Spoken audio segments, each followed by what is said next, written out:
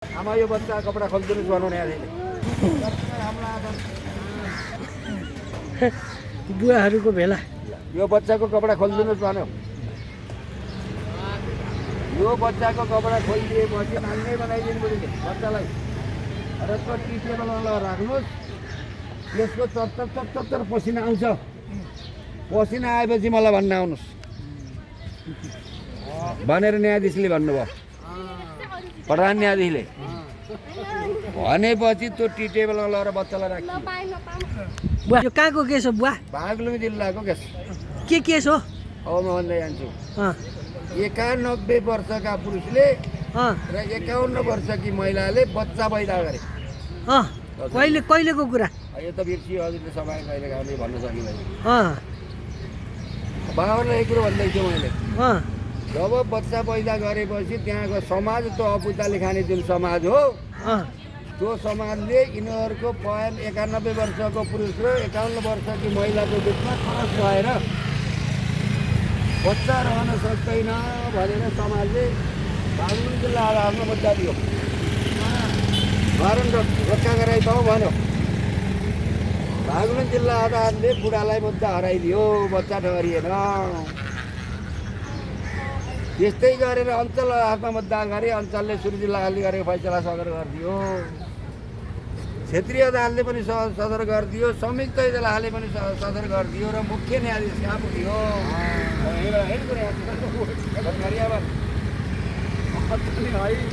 जब मुख्य न्याय आउँछ फोटो उता हेरिरहनु पर्दैन बा। फोटो आउँछ मजाको आउँछ दाँत नभएको। भन्दै गर्नु। अनि त्यहाँबाट बच्चालाई जब उसलाई बुढाबुढीलाई नै झिकाउनु भन्ने आदेश भयो। आदेश भइसकेपछि उसलाई काठमाडौँमा बोकेर लैयो। लगेपछि न्यायाधीशले सोध्नुभयो कि श्रीमतीलाई आमा तपाईँले बुवालाई के खुवाउने गर्नुहुन्थ्यो भन्दा हामी चारवटी श्रीमतीमध्ये म कान्छी हुँ। पितृतर्फबाट अहिलेसम्म कुनै पनि जायज जन्म भएन। म पनि लास्टमा 51 वर्षको उमेरमा आएर मलाई गर्व रह्यो। गर्व उहाँकै हो भनेर श्रीमती भने र हामीलाई विभिन्न स्थानमा अदालतहरूले हराइदियो। हामी पीडित छौँ भनेर जब श्रीमतीले मुख्य न्यायाधीशसँग भनेपछि बुढा र बुढीलाई झिकाइ पेस गर्ने मान्ने आदेश भयो र बुढा र बुढीलाई लिएर गएपछि सर्वोच्च अदालतको इजलासमा राखेपछि न्यायाधीशले प्रश्न सोध्नुभयो बुढीसँग, आमा तपाईँले बुवालाई के खुवाउनुहुन्थ्यो भनेर सोद्धाखेरि दुध मही घिउ भन्ने कुरो चाहिँ साधारण कुरो भए, मासु भन्ने कुरा साधारण भए श्रीमान। तर उहाँले एउटा माछा अति मन पराउनुहुन्थ्यो। उहाँलाई एक दिनमा 1 सेर माछा खुवाउने गर्थेँ मैले। माछा मारेर ल्याउने बोटो यही नै हो भनेपछि फेरि श्रीमानले बोटेतिर फर्केर कुरा गर्नुभयो नि। हो मैले दिनको 1 सेर माछा खुवाउँथेँ श्रीमान भनेर भन्यो। जब उसले 1 सेर माछा खुवाउँथ्यो भनेपछि उसले एउटा पियरलाई बोलाएर यो टी टेबल लगाएर हम्मा राख्छ बाहिर बरान्डामा भन्यो है। राखेपछि त्यो बच्चाको कपडा खोलिदिनुहोस् आमा भन्यो। जब बच्चाको कपडा खोलेर बच्चालाई निर्वस्त्र बनाइयो र अनि त्यो टेबलमा राखियो। यता आउनु। न्यायाधीशले के भन्यो भनेदेखि जब बच्चाको पसिना आउँछ पसिना आएपछि मलाई भन्न आउनु होला आमा भने। जब बच्चाको पसिना आयो, बच्चाको पसिना आएपछि न्यायाधीशमा भन्न आयो। न्यायाधीशले हाम्रो कुर्सीको पछाडिपट्टि झुन्डाएर आएको झाडन यो लहर त बच्चाको पसिना सबै कुद्नु चाहिँ आमा एक हात डेढा मात्रै त्यही बाटोमा बस्नुहोस्, एउटा बाटोबाट मात्रै बस्नुहोस् र त्यो पोको बारेर मलाई यहाँ लिएर आउनु र बच्चालाई शीतलमा ल्याएर राख्नु जब भनियो भनेपछि त्यो रुमाल लिएर आएर ती बसेका अरू 7 जना न्यायाधीशलाई सुन्नुहोस् त भन्दाखेरि रुमाल त माछै बनायो। पसिनाबाट गर्भमा पनि पसिनामा उहाँको मान्छेलाई पनि पसिना गनायो र त्यही पसिनाको आधारमा बच्चा बुढाको हो भनेर सर्वोच्च अदालतले गएर कारण भएर ज्वरो ठहरियो भन्ने समितिको नाममा आयो। अमला काण्ड के हो त?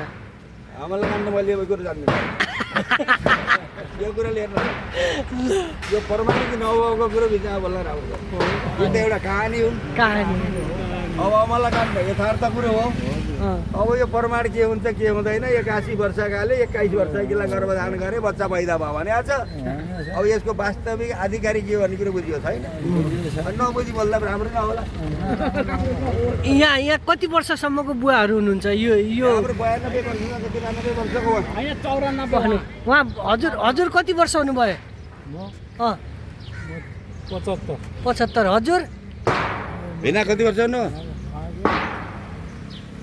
कति 90 भयो कति भयो कहिले मन हुने तपाईँ कति वर्ष हुनुभयो बुवा 93 तपाईँ मैले 93 भएँ तपाईँ कति वर्ष आउनुभयो 85 वर्ष 85 तपाईँ म 83 हजुर 85 हजुर कति वर्ष आउनुभयो म 90 तपाईँ म त अहिले चाहिँ अब 67 वर्ष पुग्न लाग्छु हजुर हजुर चाहिँ 85 यो चौतारा मुनि यो के को बोटा मुनि बसेर हजुरले लेक्चर दिनुभयो